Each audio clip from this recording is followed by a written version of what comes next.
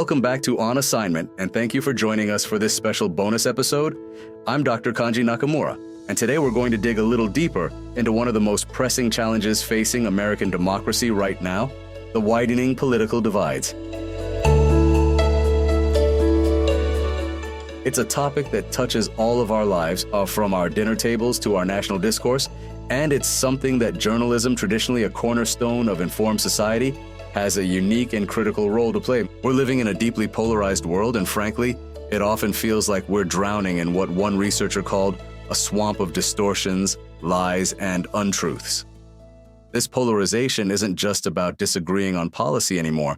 It's escalated to a point where people sometimes view those on the other side as an existential threat. This creates a corrosive and dangerous impact on politics, society, and even journalism itself. We see growing intolerance, a refusal to truly listen and talk to one another. The numbers are pretty stark. Studies from 2017 showed alarming sentiments, with a significant percentage of both Republicans and Democrats agreeing that the country would be better off if large numbers of opposing partisans in the public today just died. By March 2022, the average Democrat and Republican were further apart ideologically than at any time in the last 50 years. These divisions, often tied to identity, whether nationality, religion, gender, or political partisanship, have been supercharged by the internet and social media, turning online debates into shriller, uglier, and more extreme exchanges. So where does journalism fit into this picture? Well, for too long, journalists have, perhaps unintentionally contributed to this polarization, the traditional conflict model of journalism, which has worked for over a century, often portrays political disagreements as punch-ups, battles, or war. This combative language and the focus on winners and losers can make political coverage feel like warfare, driven by the pursuit of clicks and viewership. Surveys, particularly in Denmark, indicate that the public is fed up with politicians yelling at each other in the media. What people truly want are politicians who offer solutions, admit doubts, and are willing to listen. This traditional approach leads to several problems that actually worsen polarization. First, there's poisonous, combative language. Not every political issue needs to be treated as a row, and not every story needs to be ramped up for dramatic effect. Then we have debate formats. Many televised debates are engineered to provoke confrontation, focusing on extremes in the hope of creating shouting matches. This approach is often a turn-off for viewers who would prefer debates that are civil and informative and offer solutions. There's also news fatigue. A relentlessly negative news agenda leads to fatigue, especially among young people who are increasingly avoiding news altogether. Many teenagers, particularly in India and Africa, want news to contain solutions. We're seeing a lack of public engagement. The decline of local news has shifted focus to national news, which tends to be more factional, reducing opportunities for local civic engagement. Online comments present another challenge. While the internet offered a chance for journalists to connect with readers, online comment sections often become abusive, sexist, misogynist, sectarian, and intolerant. There's the issue of bias and false balance. Journalists are sometimes perceived as partisan or elitist, leading to a loss of trust. Furthermore, attempts at balance can sometimes be false balance, pitting a scientist against a climate denier, for instance, which distorts reality and exacerbates polarization. And finally, there's not listening.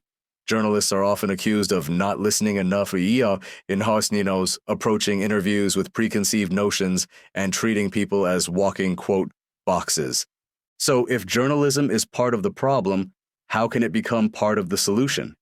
The answer lies in shifting towards what's known as constructive journalism or solutions journalism. This approach, championed by organizations like the Constructive Institute, believes that journalism should not only expose problems, but also offer solutions. It's about moving beyond being just smoke detectors and actively engaging in promoting constructive conversation. How do we actually do this? We can learn from other fields like marriage counseling or mediation. The goal is to facilitate dialogue and create spaces where people can truly connect and understand each other even when they disagree. Let me share some strategies for journalism to bridge political divides, drawing lessons from various sources. First, cultivating the right mindset and what researchers call intrapersonal strategies. For journalists, this means introspection and a conscious shift in their approach to reporting and moderation. Practice empathy and open-mindedness. Try to understand the feelings, motivations, and experiences of others, avoiding preconceived notions or stereotypes. This allows journalists to approach conversations with genuine willingness to consider alternative viewpoints. Avoid jumping to conclusions. Resist making snap judgments based on limited information. Break out of the echo chamber. Diversify media consumption and social circles to gain different perspectives, moving towards what might be uncomfortable but enlightening experiences. Engage in personal reflection. Journalists should ask themselves, why do I feel this way about the issue? Is there another way to think about the issue? Is the issue more complicated than I think? Seek first to understand. Assume that the other person's perspective makes as much sense to them as yours does to you. Develop a collaborative mindset. See conflict as an opportunity to learn and push thinking to a new level, shifting away from us versus them, thinking towards problem solving. This includes believing that diverse parties can find answers of mutual benefit. Second, facilitating better conversations, the interpersonal strategies. This involves how journalists interact with and guide public discussions. Listen first. When people feel heard, they are more inclined to bridge differences. This requires active listening, focusing on the heart of the message, feelings, fears, and needs, rather than just facts. Asking clarifying open-ended questions like, "Can you tell me more about that?" or "Did I get that right?" is crucial. Put people before politics, encourage sharing personal stories and experiences before diving into political discussions to humanize the conversation. Use hedging language, like probably or sometimes, to acknowledge complexity and avoid speaking in absolutes. Practice perspective taking and giving. Recognize and empathize with different worldviews to diminish the tendency to label others as adversaries. Find commonalities. Actively look for shared interests, values, or goals that transcend superficial differences. Connecting questions can help uncover these shared identities. Seek to understand values. Understand the underlying moral foundations that drive people's positions, even if those values differ from one's own. This is not about changing minds, but fostering understanding. Third, creating conditions for dialogue, the intergroup strategies. Journalism can actively convene and shape environments for productive engagement. Convene and facilitate meetings. Create spaces for open dialogue, encouraging individuals to share experiences and challenge misconceptions. Identify shared problems and goals. Focus on common challenges that require collaborative effort, redirecting focus from individual identities to collective aims. Focus on solutions, not identities. Guide discussions towards practical solutions rather than reinforcing stereotypes or assigning blame based on group identity. Create safe spaces for dialogue. Provide inclusive environments, whether in town halls, community dialogues, or workshops, with ground rules that promote active listening and discourage dismissive behavior. Facilitators are key to ensuring neutrality and balancing participation.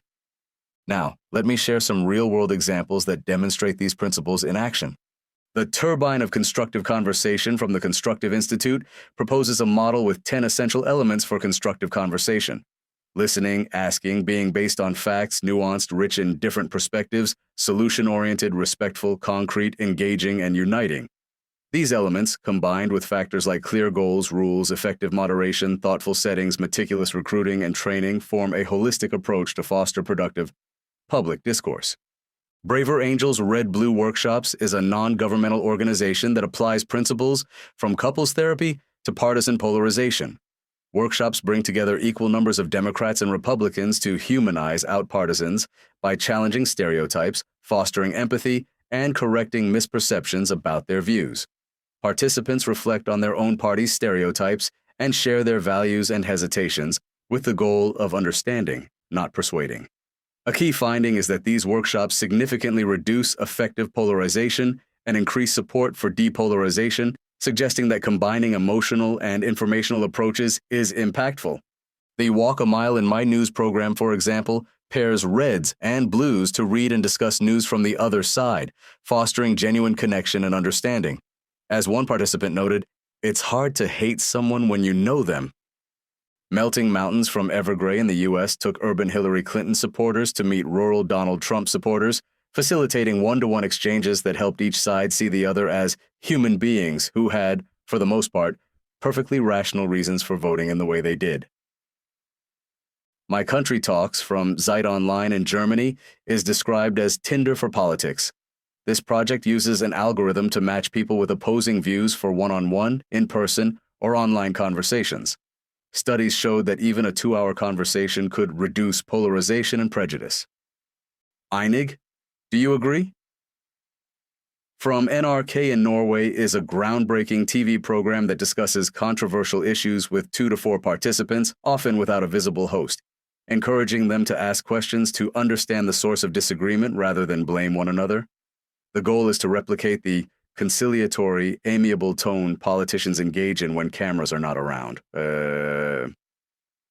Werkstatt Demokratie from Süddeutsche Zeitung in Germany involves readers voting on topics, journalists providing facts, and then moderated workshops where readers develop proposals for solutions to present to politicians. Now, it's important to acknowledge that bridging these divides is a complex and often challenging task. It's unrealistic to imagine completely overcoming them, especially given existing geopolitical and societal factors where some actors might even seek to widen them. Instead, the focus should be on navigating their impact and minimizing adverse effects. Furthermore, simply calling for civility is often insufficient. True dialogue requires acknowledging and addressing social power dynamics and the fact that not all civic actors are acting in good faith. For marginalized groups, discussions about issues like police violence are not abstract debates, but life and death matters, where emotions understandably run high. Bridging divides requires creating spaces where participants can show up in all their complexity as their full selves, which allows for authentic engagement and deeper understanding of underlying values and experiences, not just superficial similarities. This means journalism needs to be transparent about its processes, embrace diversity within newsrooms, and be willing to experiment and learn from mistakes. In conclusion, political polarization is a significant threat to American democracy, and traditional journalism, with its emphasis on conflict, has inadvertently amplified it. However, a shift towards constructive journalism offers a powerful path forward.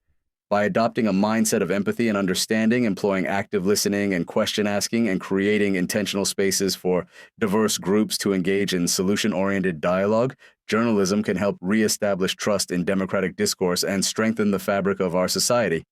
It's about listening better, listening louder, and helping people find their shared humanity amidst their differences, ensuring that our collective wisdom can be harnessed for a more resilient and collaborative future. Thank you for joining me today for this bonus episode of On Assignment. I hope you'll return again and learn more about the future of local journalism. Goodbye.